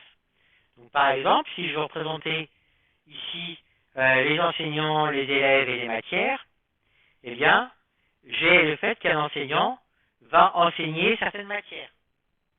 Ça, c'est les matières qui sont enseignées par l'enseignant. On peut lire le lien dans les deux sens. Un enseignant va avoir certains élèves, et donc les élèves auront des enseignants. Et c'est pareil, les élèves ont suivi certaines matières, les matières vont être suivies par des élèves. D'accord? Alors attention, ces liens-là, il y en a beaucoup qui ont encore du mal à comprendre ça. Ça ne définit pas ici les méthodes que je peux appeler sur cette classe-là. Ça veut dire juste que dans la structure statique de ce que je représente, j'ai des liens exactement comme quand j'ai des liens entre des associations entre entités dans un diagramme entité-association. D'accord? Donc une association de base, c'est un lien entre deux classes. Il y a deux sens de lecture éventuels. Pour chacun, j'ai une direction, donc la flèche et le nom. quand le sens de lecture est assez évident, je peux me dispenser de mettre le sens de lecture, je peux mettre juste un lien, un nom sur l'association. Donc là, sur enseignant et matière, si je mets enseigne, on joue bien que c'est l'enseignant qui enseigne une matière et pas la matière qui enseigne à l'enseignant. D'accord? Une fois qu'on a écrit nos associations, il va falloir définir des cardinalités. Donc les cardinalités, on va s'intéresser d'abord aux cardinalités maximales. Donc par exemple, un élève, il est dans une filière au maximum. Une filière, elle est constituée de plusieurs matières. Je n'ai pas de nom max, donc je mets étoile. Attention, pareil, différence par rapport au schéma d'association. Je mets étoile, je ne mets pas N. Autre chose aussi, faites attention au sens par rapport au schéma d'association. Ça peut être, peut vous sembler un peu l'inverse. Donc là, juste. Donc ici, ça veut dire qu'un élève appartient à une filière. Il faut dire comme ça. Une filière comporte étoile matière. D'accord? C'est dans ce sens-là qu'il faut l'interpréter. Donc c'est ce que je dis. La qualité est côté cible. Et après, je peux mettre aussi des qualités minimales. Donc une filière constituée d'au moins une matière. Un élève peut suivre 0 option. D'accord? Et bien comment on fait? Alors ça c'est pour dire j'ai besoin des deux. Donc en fait une cardinalité, je vais la représenter comme ça. Donc ici, je vais mettre la cardinalité minimale, point, la cardinalité maximale. Donc un élève, il appartient à minimum une filière, maximum une filière, donc je mets 1, point, 1. Dans ce cas particulier, je mets juste 1. Une filière est constituée d'au moins une matière, mais peut-être plus, mais un nombre quelconque au maximum, je vais mettre 1, point, étoile. Un élève, alors c'est une erreur, ça ne doit pas être N étoile, c'est 0, point, étoile option. Alors là, ici, vous n'avez pas le choix, vous c'est une option maximum, mais on pourrait imaginer d'autres filières, vous avez plusieurs options que vous pourriez suivre. D'accord? Alors ça, c'est la base sur les cardinalités. Et après, il faut les mettre dans les deux sens. Donc, un élève issu d'une filière, et dans une filière, j'ai combien d'élèves? J'en ai au moins un. Mais il n'y a pas de nombre max. D'accord? Et c'est pareil pour filière matière et élève option. Donc attention, le N ici devrait être étoile, et là ça va être point, et pas virgule d'ailleurs. D'accord? Des petites erreurs. Donc sur mon exemple qui est là, un enseignant, il enseigne combien de matières? On peut mettre au moins une, alors c'est pareil. Et là, ça va être toute l'ambiguïté quand on fait ce genre de choses, c'est, il enseigne, c'est ce qu'il est capable d'enseigner, ou c'est ce qu'il enseigne l'année courante? Parce qu'à l'année courante, il peut avoir une décharge parce qu'il est présent à l'université, il peut être en arrêt maladie, il peut être en délégation à l'étranger ou autre, dans notre établissement. Donc, il faut être très clair sur ce qu'on présente. Est-ce qu'on présente le nombre de matières qu'il est capable d'enseigner? Effectivement, on va dire que c'est au moins une, sinon c'est pas un enseignant. Ou est-ce que c'est combien il enseigne cette année? À ce moment-là, au minimum, c'est 0. Et après, au max, on va pas mettre un nombre en dur, voyez, de toute façon, il ne peut pas enseigner plus de 10. Peut-être qu'un jour, en fait, ce sera 11. Donc, si on ne sait pas, on met étoile. D'accord? Après, une matière est enseignée par combien d'enseignants? C'est pareil, ça va dépendre. Est-ce que je parle des matières qui sont réellement enseignées cette année? Elles sont là, c'est souvent, c'est au moins. Ou est-ce que je parle des matières qu'il y a, mais cette année, pour que la matière n'est pas ouverte, parce que par exemple, c'est une option, personne ne l'a prise, ou personne n'est inscrit dans la filière, ou tous les enseignants qui pouvaient enseigner ne sont pas disponibles et pas moyen de recruter quelqu'un pour le faire. Du coup, peut-être que le minimum, ça va être 0. D'accord? Mais une fois de plus, il faut être clair sur ce qu'on cherche à représenter pour savoir ce qu'on s'autorise comme cardinalité. Etc. Donc après, il faudrait mettre les 6 cardinalités pour chaque flèche de chaque côté. Enfin, pour chaque association de chaque côté. Alors après, on peut être beaucoup plus libre dans ce qu'on peut écrire avec UML. Donc par exemple, si je pourrais mettre 2,3 pour dire c'est 2 ou 3, ou je pourrais mettre 3.6,10 étoile pour dire qu'un A est relié à 3, 4, 5, 6 B ou 10, 11, 12, etc. B. Voilà. Bon, concrètement, je pense pas qu'un jour vous ayez besoin d'une qualité pareille. Mais en tout cas, on peut le faire si nécessaire. Alors, attention, quand on met les cardinalités, si on les met le plus précis possible, les plus précises possibles les cardinalités, eh bien, on va avoir un système qui sera du coup avec peu de risque d'erreur, D'accord? Plus on verrouille, moins il y a de risque d'erreur. Et en plus, ça aide bien à comprendre le rôle. Donc, on n'a pas intérêt à mettre du 0 étoile partout. Ah, j'oubliais aussi, à la place de 0 point point étoile, on peut mettre juste étoile. D'accord? À la place de 1 point point 1, on peut mettre 1. À la place de 0 point point étoile, on peut mettre étoile. Le problème, c'est que donc, plus les carrières sont précises, moins il y a d'erreurs possibles, mais aussi, moins le système va être extensible. Hein, si supposons que j'ai dit, bah là, les options, on voit bien entre prologue et archi, vous en suivez une au maximum, bah, je mets ça, et puis bah, peut-être que bah, l'année prochaine, en changeant de plaquette, bah, on va dire, bah, en fait, vous devez choisir 2 options parmi 3. Et du coup, si j'ai fait toute ma conception en supposant qu'il n'y avait qu'une seule option maximum, et bah derrière, peut-être que mon application ne marchera plus à partir du moment où vous pouvez choisir 2 options. Donc, il faut faire attention à ça. Quand on met une contrainte, il faut se poser la question, et ça peut initier une discussion avec le client. Est-ce que ça a des jours, enfin une chance un jour de changer? Après, reste le problème des associations NR. Dans le cas présent, ici, une matière est enseignée à un élève que par un enseignant. Et ça, je ne peux pas le représenter sur le schéma tel qu'il est là. En fait, pour le représenter, il faut que je définisse une association qui relie les 3 classes, matière, enseignant, élève. Donc ça, c'est les associations NR, avec N supérieur à 2.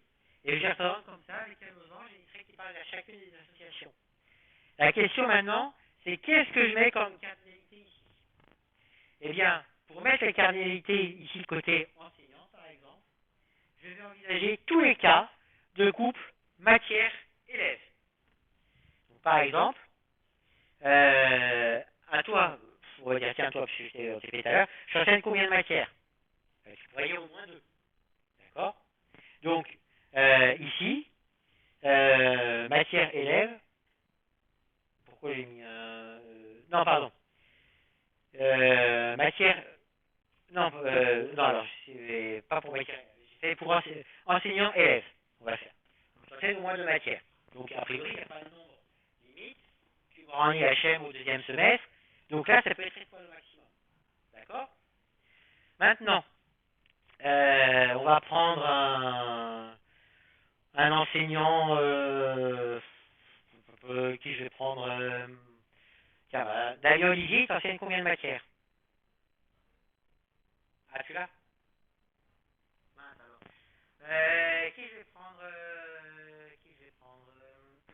Eric Salami, tu enseignes combien de matières? 0. D'accord? Donc, là, au minimum, on peut être à 0. Au maximum, on peut être à... Il n'y a pas de nombre. Voilà comment on raisonne. D'accord? Et ça veut dire que, par exemple, quand je vais prendre matière élève, ben, il faut aussi poser la question, combien tu as de profs en histoire géo? 0. Donc, il y a bien des matières élèves où il y a 0. Donc là, c'est 0. Maintenant, là, j'ai mis un 1. Pourquoi? Parce que j'ai supposé qu'on parlait des cours et qu'il y avait qu'un seul enseignant en cours. Bon, évidemment, si je prends le 4 PO, par exemple, où en fait, vous avez Stéphane Balès et Olivier Calterne, en fait, finalement, vous n'êtes pas un. Et du coup, voilà, sur les cas, ça peut être 0, 1 ou 0 étoile. Mais c'est pas, il faut se poser la question, finalement, en imposant que pour un cours, on n'ait qu'un seul enseignant, est-ce que je suis vraiment compatible avec ce que ça va devenir? Peut-être qu'au départ, c'est ce que j'avais prévu, et puis là, on voit bien, on fait, ah bah non, en fait, il y a 2 enseignants qui partagent le cours. Donc, mon schéma, il n'est pas bon. Donc, avant de le faire, il faut vraiment se poser la question de toutes les possibilités actuelles et éventuellement futures, si on veut avoir un petit peu de souplesse. Après, quand on a des ambiguïtés, par exemple, ici, je vais représenter la notion de hiérarchie.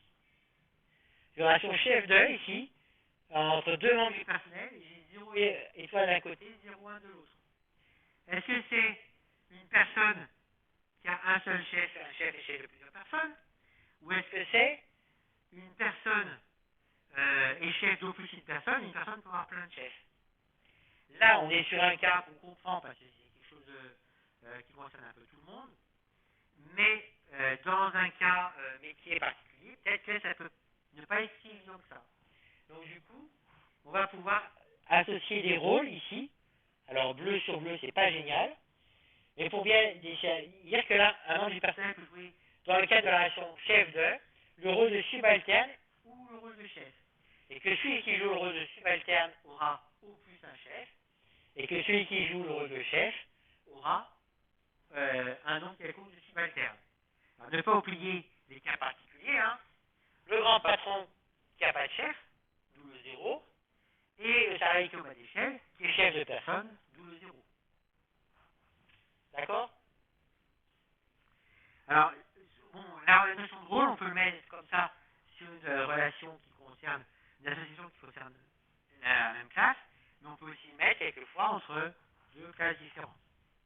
D'accord? Ensuite, autre problème, je dois stocker les notes des élèves. Est-ce que je mets les notes dans la table élève? Est-ce que je mets les notes dans la table dans la classe élève ou dans la classe matière? Si je mets dans la classe élève, j'ai qu'une note par élève. Premier enseignant qui corrige les copies, il a mis une note, c'est bon, les notes. Les autres enseignants ont plus besoin de mettre deux notes. Deuxième solution, je mets la classe dans notes, je corrige une copie en génie logiciel, c'est bon, j'ai une note, tout le monde a cette note-là. On voit bien qu'aucun des cas n'est satisfaisant. En fait, la note, c'est vraiment quelque chose qui dépend de l'élève et de la matière. C'est propre à l'association élève-matière. Du coup, je vais mettre ça ici comme un attribut d'association. Ici. Et donc la notation en UML, c'est celle-là. C'est mettre une classe sans nom, ou qui a plutôt comme nom le nom d'association ici, relié en pointillé au trait de l'association. Et là-dedans, je mettrai les attributs d'association. Donc ça veut dire que pour chaque couple élève-matière, ici, j'ai une note. D'accord?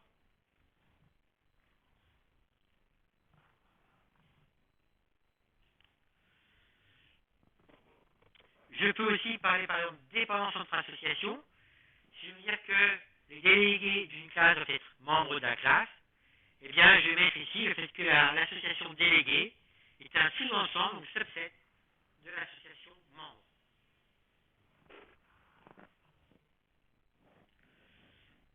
Il faut aussi préciser disjonction. Donc là, si je veux dire qui occupe une résidence, et que j'ai des locataires et des propriétaires, et que je veux dire que la résidence est occupée soit par le locataire, soit par le propriétaire, mais pas par les deux, alors je peux mettre comme ça un trait en pointillé entre mes deux associations et le mot-clé or. Donc on voit alors toutes ces petites choses-là, le recouvrement tout à l'heure, le or, TGA, le subset, c'est pas des trucs qu'on va utiliser tous les jours sur des schémas de classe, mais il faut savoir qu'on a ça à disposition et qu'il y a des fois, ça permet quand même de bien préciser des choses qui n'étaient pas forcément, qui sinon n'auraient pas été écrites clairement. Donc, la qualification, je vais laisser tomber ça. Voilà. Pour dire qu'une classe est abstraite en UML, je vais mettre son nom en italique. Alors ça, quand on utilise un logiciel pour faire des schémas de classe, ça va.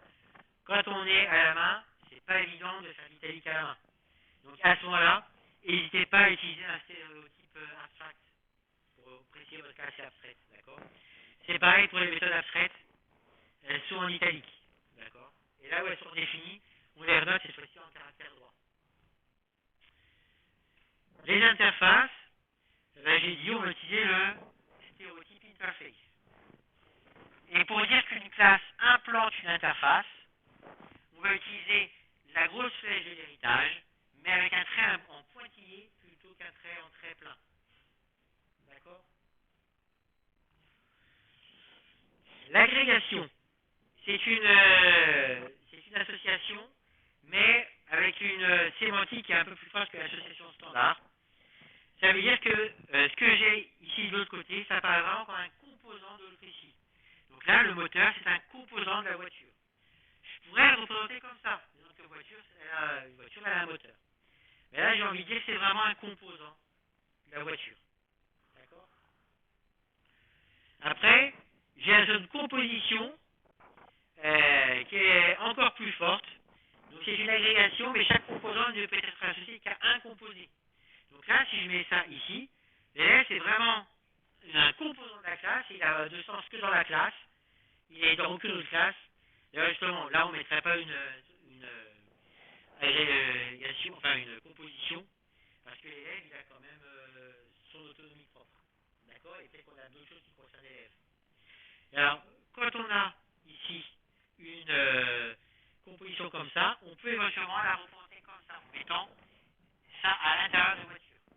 D'accord? Et finalement, quand on voit ça, on se rapproche de la notion de classe interne qu'on peut avoir en Java, si c'est une classe interne qui n'est pas une classe statique.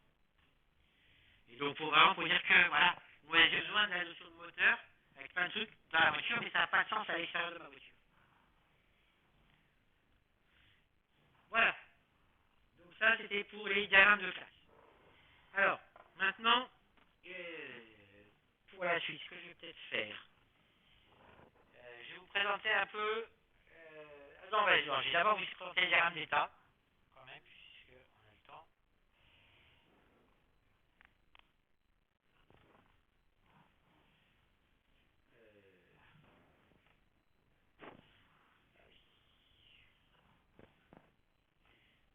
Pourquoi je l'ai pas mis de ce coup? C'est pas ça. Donc, les diagrammes d'état.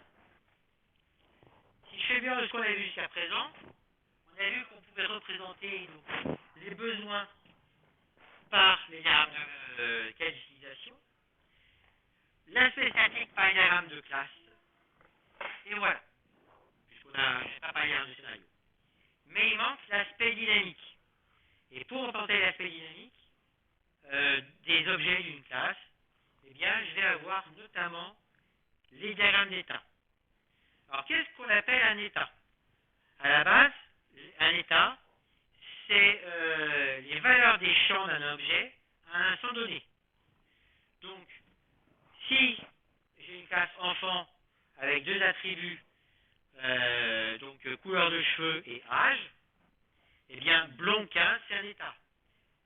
Brun 14, c'est un autre état. D'accord? Voilà. Alors ça, c'est un champ primaire d'état, mais qui est rapidement peu intéressante, parce que finalement, potentiellement, si je définis 8 couleurs de cheveux, et puis que je dis que des âges, ça va de 0 à 140, j'ai 8 fois 140 états possibles, donc 280, 520, 1040 états. Ça fait un petit peu beaucoup pour faire un schéma où je vais représenter tout ça. Donc, ce qui va plutôt nous intéresser, nous, c'est une notion abstraite d'état, où un état, vraiment, va regrouper plusieurs états primaires. Et donc, par exemple, je pourrais dire que adolescent, c'est l'âge compris entre 13 et 19. Quelle que soit la couleur des cheveux, tous ceux qui ont un âge entre 13 et 19, pour moi, ils sont dans l'état adolescent. D'accord? Donc voilà ce que c'est que cette notion d'état. Alors, pourquoi donc cette notion abstraite d'état? D'abord, ça permet d'éviter d'avoir plein d'états, et ça permet de se concentrer sur ce qui est essentiel dans le comportement d'un objet. Par exemple, si à un moment j'ai une méthode qui me dit ce que peut faire une personne, la couleur de ses cheveux, ça n'interviendra pas du tout sur ce que peut faire une personne. D'accord? Ce qui va intervenir, c'est si elle est adolescente, si elle est, ou si elle est mineure, majeure, ou voilà, ce qui va intervenir. D'accord? Et en règle générale, d'un point de vue donné, les états dont on parlera, ils seront soit disjoints, soit imbriqués. On parlera rarement d'états avec un recouvrement partiel. D'accord? Alors là, je vous ai mis un exemple simplifié des rames d'état. On va voir qu'après, on va le compléter. Donc voilà ce que c'est qu'un rame d'état, grosso modo.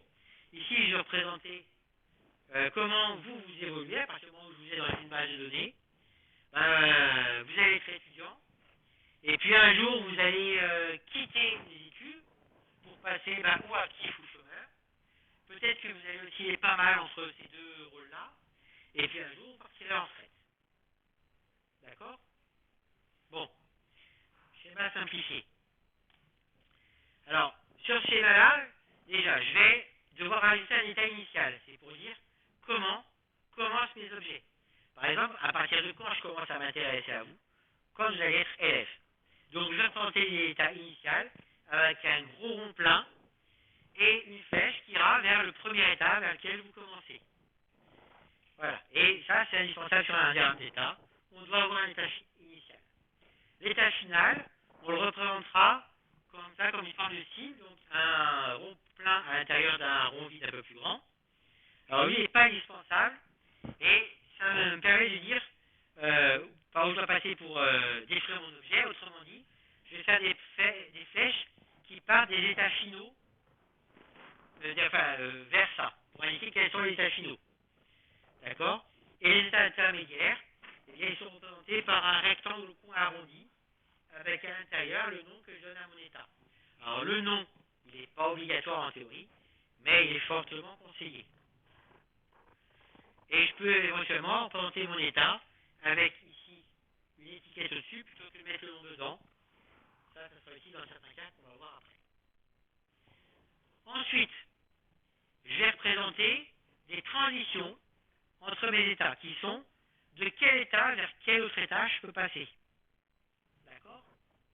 Et la transition, elle se donne par une flèche.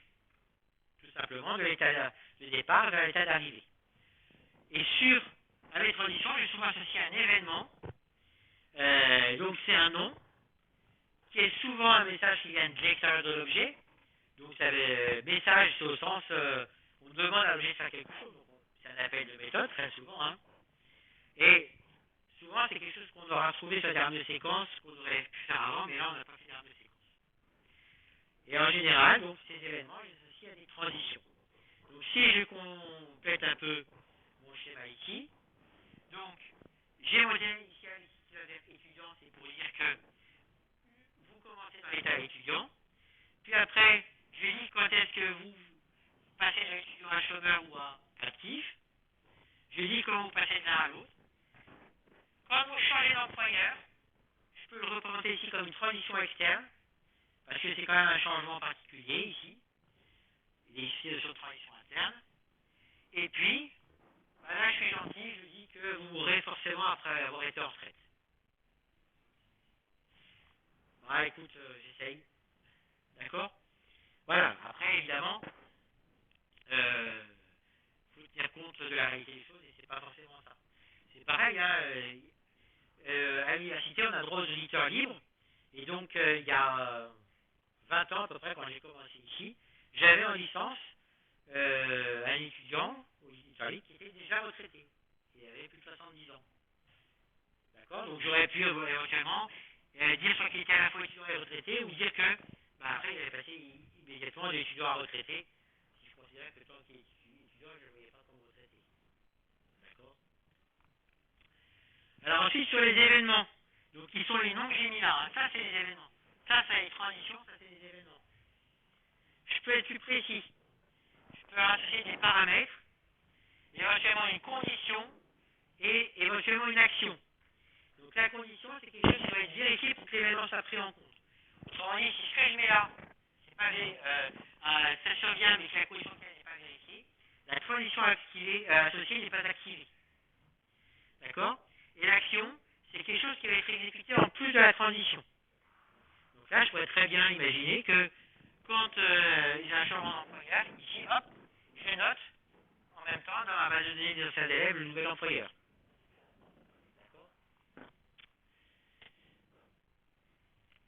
On peut également avoir des transitions internes. Donc on a vu ici une transition de actif vers actif et une transition externe. On considère que quand on change d'employeur, on quitte l'état actif pour revenir tout de suite dans l'état actif. C'est quelque chose qui a une importance externe. Je le fais notamment parce que par exemple, voilà, je vais du coup enregistrer le nouvel employeur. Mais dans certains cas, je peux considérer que la transition elle est interne parce que finalement ça n'a pas beaucoup d'importance. Donc, à ce moment-là, dans l'état, je vais mettre ici, je vais mettre un truc genre changement d'employeur. Et full slash action pour dire ce que je fais quand il change d'employeur. Et j'ai certains événements particuliers, donc entry ici, celui-là, c'est dès qu'on rentre dans l'état, il est généré cet événement-là. Donc ça permet de dire, quand je rentre dans cet état-là, je fais quelque chose. Et du coup, si j'ai une transition interne, je ne re-rentre pas dans l'état. Si j'ai une transition externe, comme celle-là qui boucle dans le même état, je sors de l'état et je rentre. Donc là, ce qui est associé à un tree, ce serait exécuté. D'accord? De la même façon, j'ai exit, ça c'est dès qu'on quitte l'état. Avec la même chose, hein, dans une transition position interne qui est là, je ne quitte pas l'état, une position externe qui bouge vers l'état, je quitte l'état. Et j'ai aussi d'où, ça c'est pour dire quelque chose qui est fait continuellement quand je suis dans l'état en question. D'accord?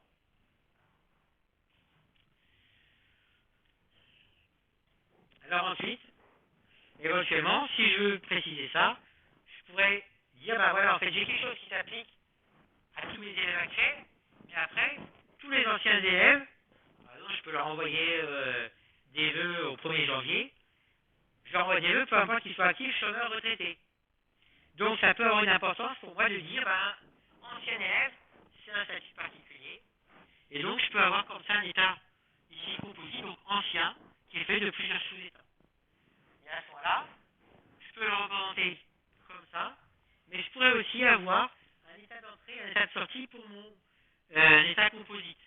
Et du coup, ma flèche, elle va plus directement sur l'équipe chômeur, elle va sur l'état composite, et là, je suis là. Et donc, c'est-à-dire que je suis sur l'équipe chômeur. Et c'est pareil, je peux avoir un état final, ici, quand je sors de... que c'est pareil, je sors de mon état composite. Et après, du coup, je vais ici. Quand mon état composite, je veux pas qu'il prenne trop de place sur un schéma qui contient d'autres choses, je peux le représenter comme ça, avec ce petit dessin ici, qui veut dire que ça, c'est un état composite qui est détaillé ailleurs. D'accord? Ça me permet éventuellement d'alléger mon schéma. D'ailleurs, je n'ai pas parlé sur les diagrammes de classe. Sur un vrai système, des classes, je dois en avoir des centaines. Si vous faites ça sur un seul document, ça n'a pas de sens. Votre document, il va remplir là toute la place, tout le lieu ici, écrit en police 12. Donc il faudra coller dessus pour arriver à lire. Et si vous collez dessus ici, vous n'allez pas voir ce qu'il y a là-bas. Donc, il ne faut pas hésiter à faire plusieurs diagrammes de classe, d'accord, par sous-partie de votre logiciel, et rien ne vous empêche, une même classe, de la faire apparaître sur deux diagrammes différents, parce que dans certains cas, elle est connectée à d'autres classes d'un point de vue d'une fonctionnalité, et dans d'autres cas, elle est connectée à d'autres classes d'un point de vue d'une autre fonctionnalité. D'accord? Alors, en général aussi, ici, alors, on ne voit pas, la GN est très blanc. Ça veut dire que si mon diagramme composite ici, j'ai des entrées directes sur certains états, pour le représenter sur un schéma où ça apparaîtrait, je vais réfléchir une petite barre pour dire que de A ici, je rentre sur le point d'entrée générale de l'état, mais B, je rentre vers un point particulier. Et c'est pareil, ça c'est la sortie générale de l'état, et ça c'est une sortie depuis un état interne de mon état composite. Après, on peut avoir des états composites multirégions. Donc là c'est le cas, en fait, ça veut dire que je suis à la fois dans deux états. Donc par exemple, un jeune, il va commencer bébé qui ne parle pas, et puis il peut passer au stade enfant sans parler, au stade bébé qui parle, au stade enfant qui parle, etc. Mais je peux avoir ici, j'ai une évolution ici en fonction d'âge, j'ai une évolution en fonction de la langue, mais ce sont deux évolutions indépendantes. Même s'il y a une corrélation, elle n'est pas, c'est pas à 100%. Donc je reste comme ça. Et donc voilà, c'est-à-dire qu'un jeune, il est à la fois ici et ici. Alors, en supposant que je retourne ça comme ça, ici, là je lui ai mis quelques chemins possibles. Donc par exemple, je peux passer de l'état A à l'état BE, puis BF, et après, je sens là, je passe à l'état G. D'accord? Je pourrais passer, là c'est l'inverse, si vous faites A à BE, puis CE, là j'ai là, puis à l'état G, c'est de l'âge que j'ai sortir directement. Où je pourrais faire A, BE, CE, DE, DF et G.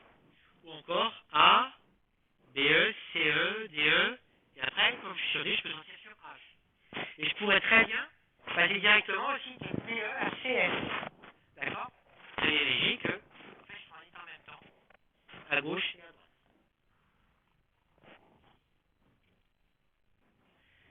Bon, les points de jonction, je ne vais pas vous en parler. C'est pareil. Après, j'ai aussi la zone de transition simultanée. Donc ça, c'est surtout sur les exemples suivants, ça va être intéressant. Là, par exemple, de X, je passe dans l'état composite AD, je devrais sortir en étant dans CF à la fois. Donc je fais des barres ici de synchronisation. Et pour démontrer que je peux, enfin pour expliquer que là, j'ai pas le choix quand je quitterai A, je devrais passer sur B, mais en même temps je devrais quitter D pour passer sur E. Alors je vais noter ça comme ça ici, par deux barres de synchronisation, et ici cette flèche-là, pour dire que ces deux transitions doivent être activées en même temps. Donc ça veut dire que quand je quitte AD, je passe forcément à BE. Je ne peux pas passer de AD à BD, ou de AD à AE. D'accord? Donc une fois de plus, là, je vous montre des petits détails. Bon, là, on ne va pas mettre en œuvre, mais il faut savoir que ça existe et que potentiellement, quand vous avez des choses un peu spécifiques à exprimer, vous avez des moyens de les exprimer. On peut aussi éventuellement mettre des choix ici. Donc là, je suis dans l'état A, j'ai un événement, et puis suivant j'ai condition 1 ou condition 2, je peux passer dans l'état B ou dans l'état C. Voilà. Ça, c'est pour les diagrammes d'état. Donc c'est là les seuls types de diagrammes que je vais vous présenter. Par contre, maintenant, je vais vous présenter le logiciel que vous allez utiliser pour faire vos diagrammes d'état. Ce logiciel, il s'appelle Visual Paradigm. Alors, pour l'installer,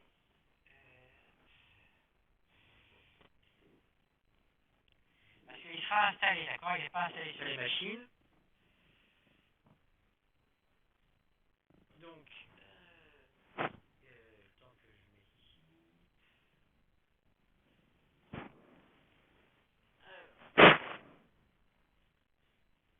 Donc, il y a quelque part une Community Edition. Est-ce qu'on va le trouver là? Bah, il y avait une version Community Edition, mais non, il aurait supprimé la Community Edition. Bon, on va vérifier ça.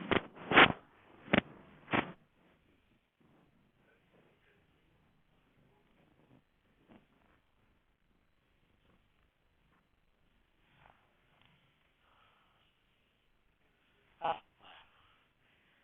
Donc là, vous faites un download que Visual Paradigm Community Edition. D'accord? Donc ça, c'est ce que vous ferez dans le TP où on parlera de... On fera du ML. Donc c'est pas cette semaine encore. Hein. Cette semaine, il sera sur Java 8 le TP. Vous pouvez l'installer sur la machine aussi.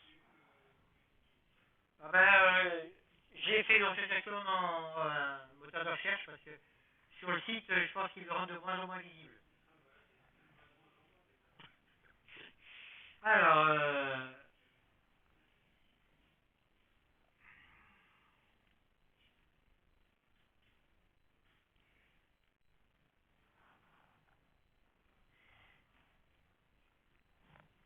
donc ensuite je vais le lancer pour vous montrer un peu comment ça s'utilise.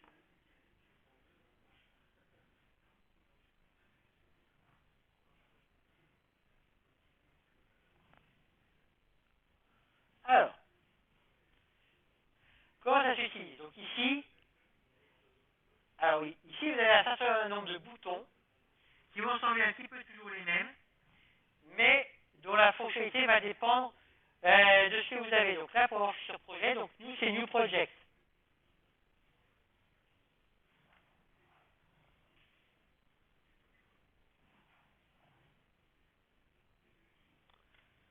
D'accord? Et donc là, les données que je vais utiliser, je vais dire CD, standard UML. J'ai créé un projet. Après, une fois que je suis sur mon projet, ici, si je crée des diagrammes, il faudra que je clique d'abord sur diagramme. Et là, mes boutons ont changé. C'est-à-dire que le new ici, maintenant, c'est un nouveau diagramme. Et pas un nouveau projet. D'accord? Il faut bien que j'ai cliqué d'abord sur le diagramme. Donc là, je vais créer, par exemple, un diagramme de cas d'utilisation.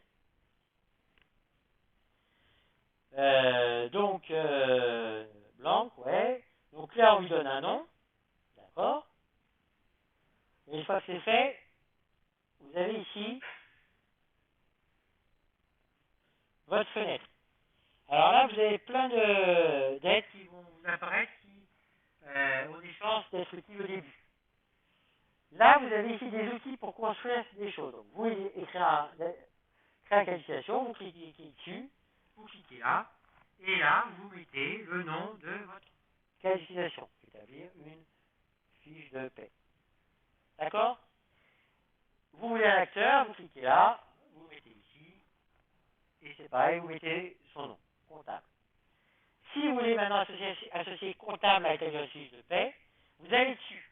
Là, vous avez une petite icône qui apparaît ici. Vous cliquez dessus, vous choisissez le trait ici. Hop, vous cliquez dessus, vous cliquez là, et là, non, c'est ça. Ben alors, je sais pourquoi il fait ça. Alors, attendez. Alors, faut directement cliquer dessus, faut pas attendre si on veut changer le titre. Vous allez dessus, et là, vous choisissez le titre, donc là, c'est un trait normal. Hein. Voilà, d'accord? Si vous voulez un lien entre plusieurs cas d'utilisation,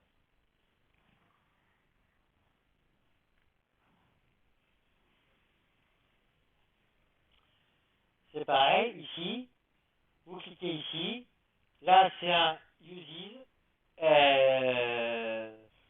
non c'est include, ah oui, c'est plus uses, maintenant c'est include, donc vous mettez ici et vous mettez include, voilà, d'accord? Alors ce qu'il faut savoir, c'est que les schémas que vous faites là permettent de créer un modèle qui est sous-jacent et de voir le modèle. Ce modèle, vous l'avez ici dans Model Explorer. Donc ce que vous avez créé ici, vous voyez que ça vous dit que maintenant vous avez ici deux cas d'utilisation et que vous avez un acteur comptable. D'accord? Ça c'est dans votre modèle. Alors pourquoi c'est important cette notion de modèle? Parce que là je peux créer un nouveau diagramme de cas d'utilisation. Et si je veux faire refigurer l'acteur comptable que je viens de mettre, je vais dans mon modèle ici et je vais reprendre mon comptable ici, je vais faire glisser là. Et là, vous voyez ici, j'ai un petit A qui apparaît, alors que si je reviens sur mon autre diagramme de cas d'utilisation, ici, premier, là maintenant j'ai un grand M qui est apparu. Ça veut dire quoi? Ça veut dire qu'en fait j'ai une vue maître, c'est celle à partir de laquelle j'ai créé mon comptable. Et que sur mon autre vue, le petit A, il y a que mon comptable, ici, il a été créé sur l'autre vue. Il apparaît sur celle-là, mais il a été créé sur l'autre vue. Et ça veut dire quoi? Ça veut dire que si je reviens maintenant sur mon autre diagramme de cas d'utilisation, si je supprime ici mon comptable, ici il me dit est-ce que de le supprimer? Yes, il est supprimé. Mais quand je regarde dans mon modèle, ici, mon comptable il existe toujours. Et si je vais sur mon autre diagramme, j'ai toujours le comptable qui apparaît. Donc il n'y a plus le grand N. D'accord? Maintenant, imaginons que je reviens ici, je remets mon comptable. Pardon. Celui-là, je vais chercher mon comptable que je mets ici. Donc là, j'ai mon comptable. Je vais sur ma vue, mon premier diagramme de qualification, celui qui a permis de défier un comptable. Si là, je le supprime en appuyant sur Supr, il m'a dit, vous allez détruire la vue maître de comptable. Et donc, il me demande, là, si je veux supprimer comptable de la vue maître, mais le garder dans le modèle, ou si je veux le supprimer du modèle et de tous les schémas où il apparaissait. Donc il faut bien faire attention. Si vous supprimez un élément, est-ce que vous voulez juste qu'il n'apparaisse plus sur le schéma, mais ça reste un élément de votre modèle qui continuera d'apparaître sur les autres schémas où il figurait, ou est-ce que vous supprimez définitivement? D'accord? Donc là, si il dit le supprimer mais le garder dans le modèle, yes to all, là je ne l'ai plus, mais si je regarde dans mon modèle, j'ai toujours mon comptable. Et donc du coup, sur mon autre diagramme ici, j'ai toujours mon comptable qui est là. D'accord? Qui apparaît avec un A pour dire qu'il est finalement il n'a pas été créé là, mais du coup il a plus du maître celui-là. Alors là maintenant, je remets ici mon comptable. Et là c'est pareil, du coup maintenant il apparaît qu'avec A, donc j'ai plus le maître. Si je veux supprimer définitivement du modèle, une autre façon de faire ça, c'est d'aller sur Model Explorer, et là, je peux le supprimer. Et du coup, il n'apparaît plus là, et il n'apparaît plus non plus sur mon autre vue. D'accord? Voilà, donc il faut vraiment comprendre ça, cette différence entre supprimer de la vue, supprimer du modèle, et le fait que vous avez toujours un modèle derrière. Donc ça, c'est le cas pour les diagrammes de qualification, mais ça va être aussi le cas pour les diagrammes de classe. Donc là, si je fais un nouveau diagramme de classe, donc là, vous pouvez créer vos classes. Donc, pour créer une classe, vous faites ça. Donc là, vous pouvez taper le nom de la classe. Ensuite, pour ajouter des attributs, vous faites un clic droit. Et là, vous choisissez Add Attribute. Et là, vous pouvez taper donc nom de point string. Et si vous faites entrer, il continue en vous fournissant des attributs. D'accord? Quand vous faites entrer, il vous propose de rentrer dans un attribut, vous l'arrêtez, vous faites escape. Vous pouvez définir une méthode, vous faites add ici, operation. D'accord?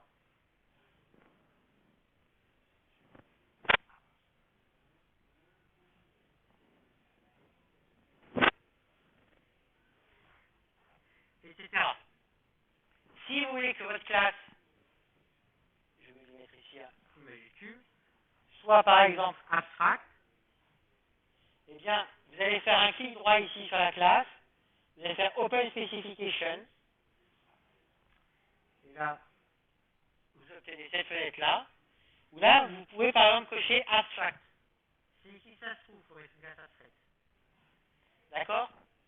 Et éventuellement, après, vous avez ici les tableaux pour rajouter ou éditer, attributs et opérations. Vous voyez que là, par défaut, ici, il est mis privé ici, mais j'aurais pu mettre protected si j'avais voulu. Voilà. Et là, on voit bien qu'on a un nom maintenant qui est en italique, et que là, j'ai dièse. Et que là, les méthodes, par défaut, elles sont publiques. Si on veut forcer le fait qu'elles soient privées, je peux passer par la boîte de dialogue qu'on a vue, mais je peux aussi mettre un moins ici sur l'interpréter. D'accord? Pour l'héritage, il faut partir de la superclasse vers la sous-classe. Alors, soit vous créez la sous-classe et après vous faites aller d'héritage, soit vous cliquez directement là-dessus, vous allez dans le... Pardon. Vous allez dans le vide, vous choisissez ici un lien d'héritage, et là vous mettez votre sous-classe. D'accord? Pour créer une interface, vous allez aller ici, en cliquant sur le petit crayon ici, vous choisissez Interface. À ce moment-là, si maintenant vous cliquez ici, vous voyez, vous avez le stéréotype Interface qui était mis là. D'accord? Et pour dire qu'une classe implante une interface, vous partez de l'interface ici, vous allez vers la classe, et là vous choisissez bien cette flèche-là. D'accord? Donc c'est la même flèche que celle-là, mais avec un trait en pointillé. Ça, c'est la façon de définir l'implantation d'une classe par une interface. D'accord? Ensuite, si vous voulez mettre plusieurs classes dans un package, vous allez choisir ici Package, et vous allez mettre vos classes ici dans le package. À partir du moment où vous faites ça, automatiquement, vos classes sont considérées comme faisant partie du package. Vous voyez ici, si je déplace mon package, les classes sont déplacées avec. On peut quand même, si on veut sortir une classe d'un package, ça y est, elle ne fait plus partie du package. D'accord? Et là, vous pouvez mettre un nom à votre package, donc le nom il apparaît là, ici.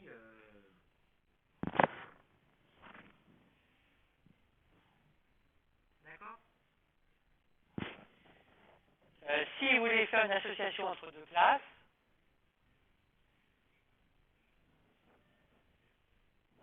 eh bien, à nouveau, faites ça. Et là, vous choisissez ce lien-là. Ah, pardon, je ne suis pas allé sur la classe, donc il m'a mis une autre classe, c'est pas grave. Donc, je supprime. Yes. Là, il faut bien supprimer du modèle. C'est quand c'est une erreur, d'accord? Et là, oui, parce que je n'étais pas sur une classe. Voilà. Donc là, j'ai mon association. Cette association, moi, je peux y associer un nom, hein. Pardon. Je suis sur l'association ici. Non, hop. Je lui mets un nom. Après, pour la visibilité, enfin les cardinalités, je clique d'un côté, je choisis Multiplicity, et là je choisis celle que je veux. Je mets 0 point étoile, Et après, je vais cliquer de l'autre côté. Et je mets aussi ici la case navigation. On peut aussi définir le sens de navigation. Alors ça, je n'en ai pas parlé dans le cours, c'est pour dire a priori est-ce que depuis non, je pourrais retrouver un classe 2, ou est-ce que depuis classe 2, je pourrais retrouver un non. Si je veux dire que depuis classe 2, je ne suis pas censé retrouver un non, ici, je vais aller sur Navigable, et je vais mettre false. D'accord? Enfin, plutôt ça c'est l'inverse. Du coup, automatiquement, il me raffiche une flèche ici. Donc ça, c'est-à-dire depuis classe 2, je peux trouver un non, mais depuis non, je ne pourrais pas trouver un classe 2. D'accord? Alors ça, c'est juste si vous savez dans quel sens je peux retrouver les informations. Si vous n'avez aucune information, vous ne mettez rien sur la navigabilité, specified, et du coup, vous avez un trait ici sans flèche. Et là, c'est pareil, navigable, specified. Si vous êtes sûr que depuis non, vous devez retrouver un classe 2, alors là, vous mettez juste ici, navigable, true. D'accord? Après, pour les attributs d'association, alors, ça, il faut, je crois, créer la classe d'abord ici. Voilà. Et là, on va lui ajouter ses attributs. Add attribute.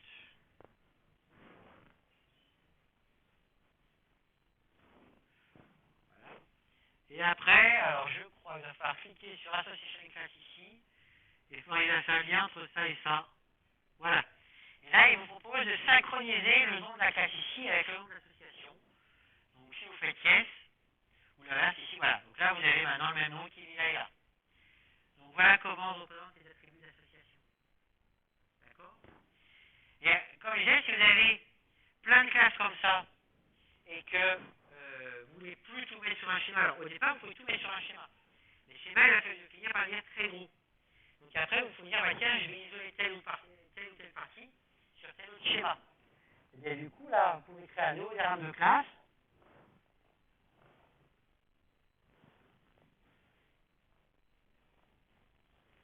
Et sur ce schéma, c'est pareil, vous allez chercher vos lignes pivot modèle. Donc là, ici, je peux mettre classe 3 ici. Je peux mettre ici classe 2. Et puis, je vais mettre ici la classe non, ici mon package A.lang. Et automatiquement, vous voyez qu'ici, il m'a remis l'association que j'avais entre nom et classe 2. Pardon? Pour créer l'association, tout simplement, tu vas sur la classe. Tu viens là, tu vas sur l'autre classe, tu choisis le trait. D'accord?